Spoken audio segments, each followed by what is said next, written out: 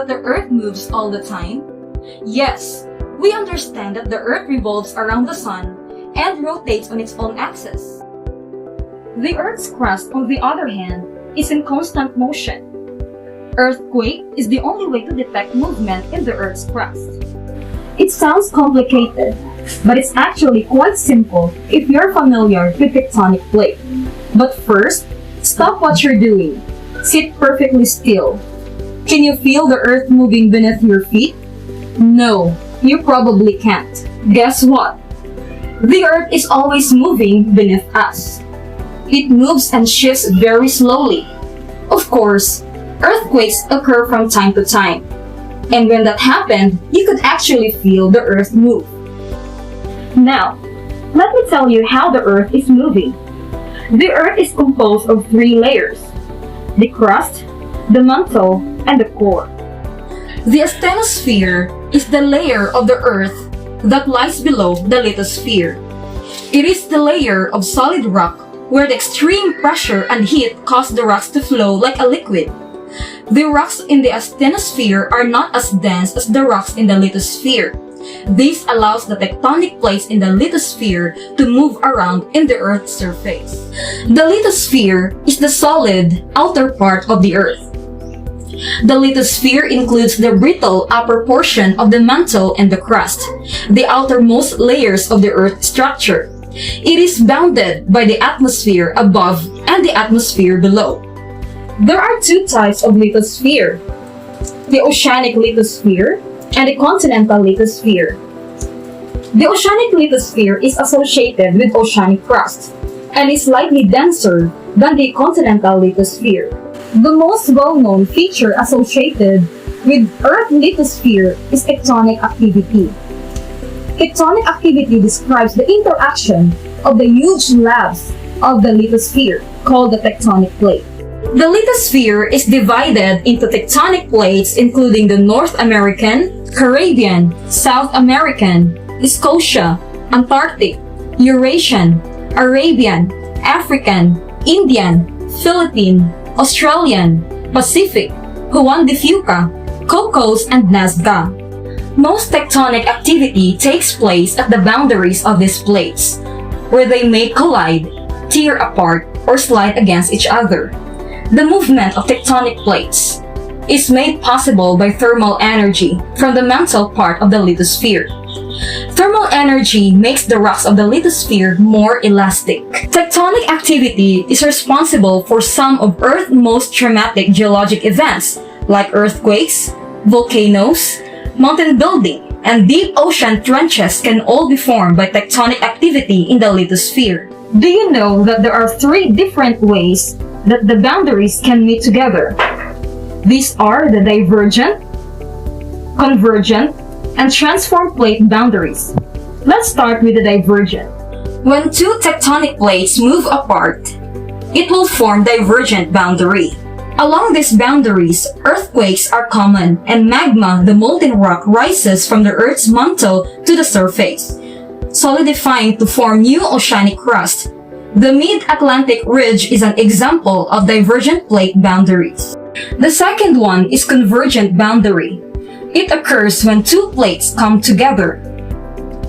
The impact of colliding plates can cause the edges of one or both plates to buckle up into mountain ranges, or one of the plates to bend down into a deep seafloor trench.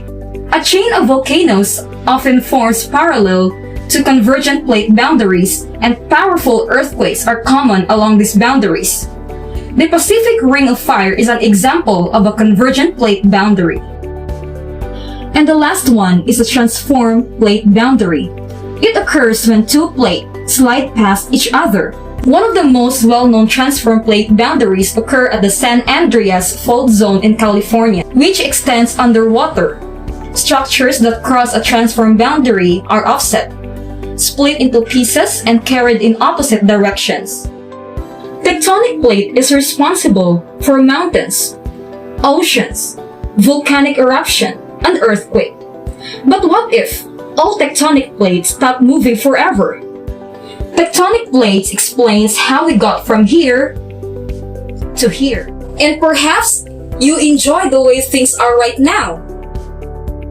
Perhaps you dislike the fact that the plates are always shifting, that the Atlantic Ocean is expanding and the Pacific Ocean is contracting, and that in roughly 250 million years, we may all be one continent again.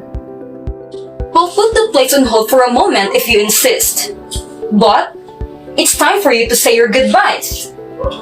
Would it be nice to see a little hotter? Or do you prefer it to be colder? That's where we should begin. The Earth's mantle must be too cold for convection to occur for tectonic plates to stop moving. If this occurs, it indicates that our planet's outer core has solidified. Could our planet's inner core burst if it can't cool down? On the other hand, if heat cannot reach the Earth's mantles or crust, the entire planet may freeze.